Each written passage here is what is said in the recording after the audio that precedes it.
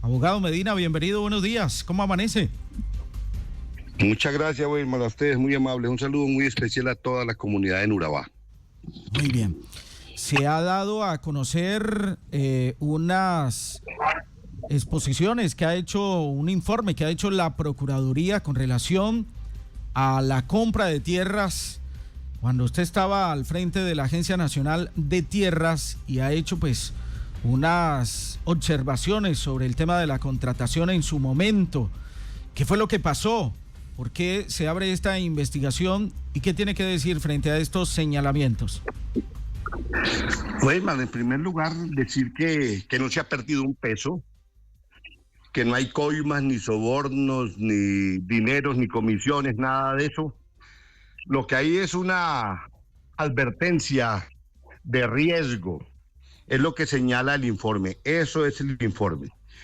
Unas partes del informe, pues evidentemente se constituyen en una oposición a la reforma agraria. Le voy a poner algunos ejemplos de lo del informe.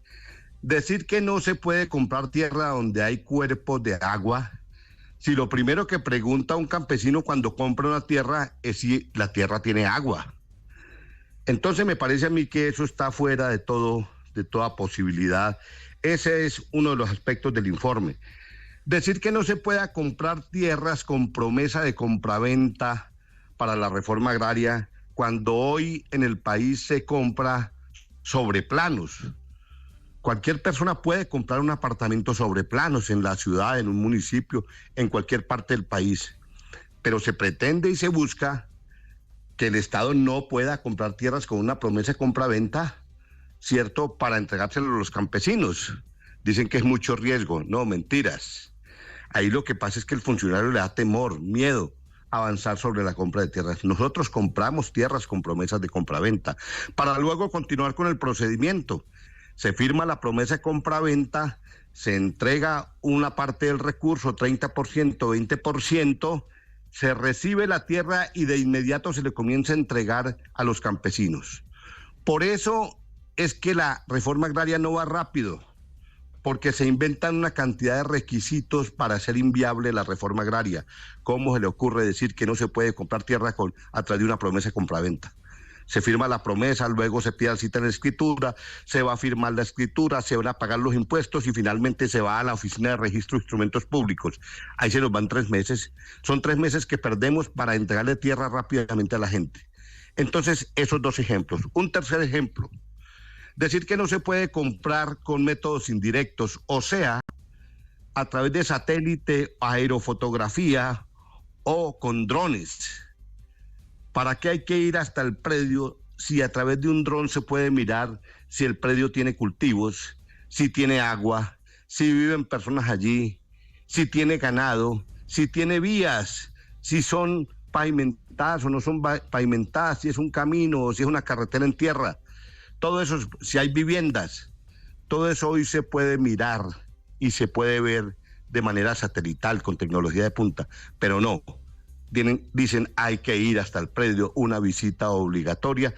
Todas esas cosas son los que retrasan la reforma agraria. Y entonces nos quieren imponer o lo quieren imponer al gobierno, le quieren imponer al gobierno con connivencia de algunos funcionarios del Ministerio de Agricultura, de la ministra para abajo, le quieren imponer los métodos antiguos, los procedimientos antiguos, los procedimientos que han intentado hacer la reforma agraria 60 años y que han fracasado.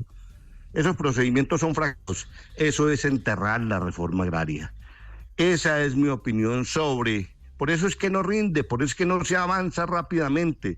Como nosotros sí lo hicimos de esa manera, entonces ahora nos abren investigación. Ahora dicen, hay unos hallazgos. Miren que dicen, no dicen que se haya perdido un peso, que ponen en riesgo 136.000 millones de pesos. Porque hemos adelantado... porque adelantamos las compras con esos procedimientos de manera ágil y rápido. El país, Colombia no va a poder hacer reforma agraria si no lo hace mediante otros procedimientos y otros caminos. Y los funcionarios que están en esos cargos viven asustados, con miedo, con temor, con el alma en vilo, el corazón en la mano, asustados porque dicen, si lo hace de esa manera, entonces los investiga la Procuraduría. los investiga la Fiscalía, los investiga la Contraloría, y entonces mejor no hacen nada, se paralizan. Mire que se ha paralizado la agencia, lleva 4 meses ahí. Nosotros habíamos adquirido 270.000 hectáreas en 15 meses, y van de febrero acá, han comprado 16.000. Pues no tiene ningún sentido, así no se va a poder hacer reforma agraria. Abogado Gerardo Vega Medina, dijo el director actual de la Agencia Nacional de Tierras que había presentado unas denuncias penales en la Fiscalía. Escuchemos lo que dice el director de la Agencia Nacional de Tierras, Felipe Hernán, sobre estas actuaciones que en el caso suyo como director en su momento de la agencia, pues se expusieron. Lo que ha manifestado el actual director es que todas estas investigaciones se trasladan a la Fiscalía para poder determinar qué fue lo que pasó allí. Escuchemos. Mire, nosotros hemos interpuesto 22 denuncias en la Fiscalía, que no necesariamente son 22 denuncias particularmente contra compra de predios, sino contra casos que hemos identificado, contratos de corretaje, contra funcionarios que nos han identificado de alguna manera de forma incluso abierta en episodios transaccionales de predios. O sea, hemos ajustado el sistema de forma más clara y que ellos respondan ante la ley. Eso es definitivo. Nosotros hemos tenido todo el cuidado del mundo y queremos revestir este proceso de reforma agraria de la mayor transparencia, porque sabemos que estos son los recursos de la paz. O sea, lo que históricamente se le ha negado en distintos gobiernos en la implementación del acuerdo, hoy existe la voluntad del gobierno nacional de sacar adelante esta reforma y no vamos a permitir que un par de adivatos pues terminen aprovechándose en medio de estas oportunidades. Dice el señor Felipe Hernán, un par de avivatos. ¿Se siente usted aludido con eso? En absoluto. Mire, cuando yo estaba en la agencia, también en Valledupar, una reunión con los ganaderos, me dijeron de un corretaje. Un corretaje entiendo porque no conozco el caso de que habla el señor Harman. Es como un contrato entre dos personas particulares. Y me decían, era un señor que había venido de Panamá y que lo habían llamado yo a unos abogados para hacer un contrato para que ellos lo representaran y ellos poder vender la tierra en nombre de ese señor. Entiendo más o menos que eso es un corretaje. Ese es un contrato entre particulares para hacer una diligencia ante la agencia. Creo que, pero nada tiene que ver la agencia, ni en mi caso como funcionario, nada tengo que ver yo. Es como un propietario que le da poder a un abogado para que lo represente ante la agencia. Eso es un contrato entre ellos dos. No entiendo ese tema, pero no lo conozco, no me atrevo a hablar más del asunto porque no conozco el caso que dice el señor Harman, ni otros procesos. Yo lo que entiendo es que ahí hay como de todo. Yo también puse muchas denuncias en la agencia, pero no voy a salir a decir que es que mire lo uno, lo otro, no. Yo puse muchas denuncias en la agencia en la Fiscalía, cuando era director de la agencia, pues porque había gente que decía por allá que estaba pidiendo plata en el Magdalena, en el Atlántico, en el sur del país. Yo colocaba las denuncias en la agencia. Lo que pasa es que el señor Harman dice eso así, y entonces pues como que eso puede salpicar a todo el mundo.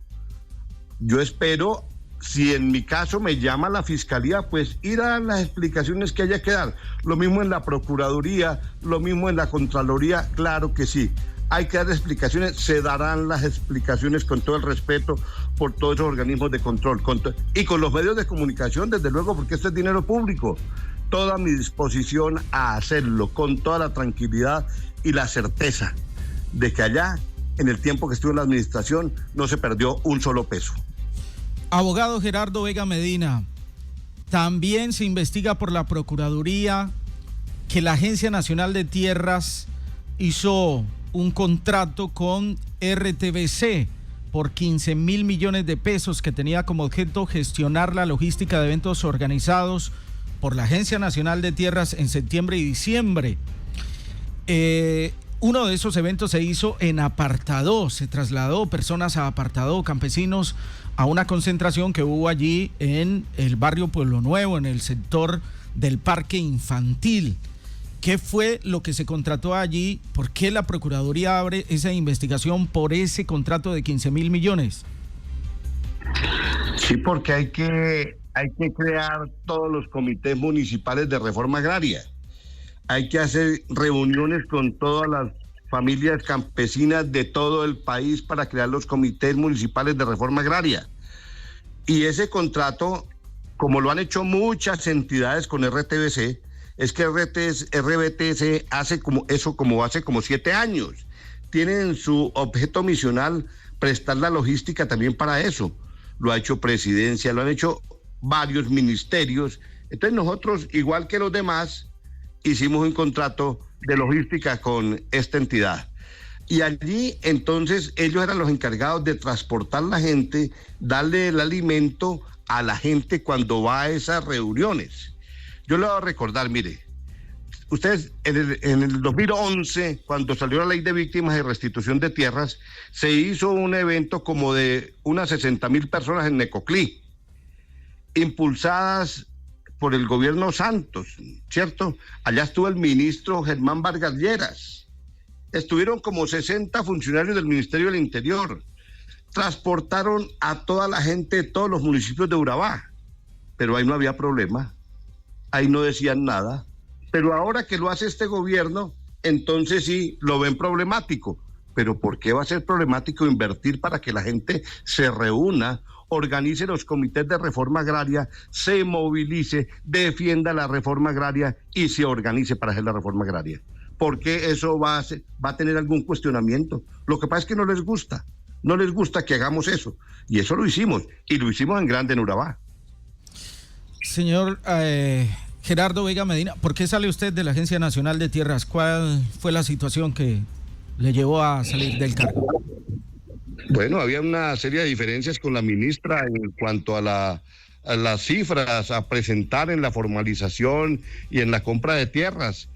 Y el presidente también decía que había que buscar mucho más rápido, que había que hacerlo mucho más rápido, entregar unos resultados enormes.